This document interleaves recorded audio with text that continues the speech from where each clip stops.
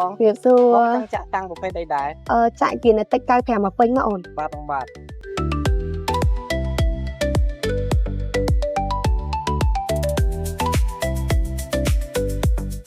អូនឲ្យបន្ទប់ទឹកនៅខាងណាវិញ បាទបងទុកទឹកនៅខាងក្រោយ អូខេអរគុណ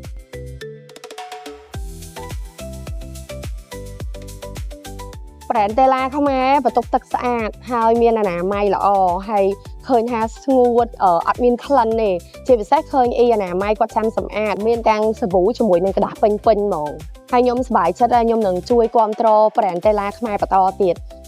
បន្ទប់ទឹកស្អាតណាម័យល្អហ្នឹងហើយមានក្លិនមានអីចឹងណាដល់ចឹងចូលចិត្តមក ច្រើនតកចង់នេះកថ្មីស្អាតក្នុងឡាញដល់ស្អាតហើយហ្នឹង ទឹកនៅតេឡាខ្មែរស្អាតស្ងួតល្អ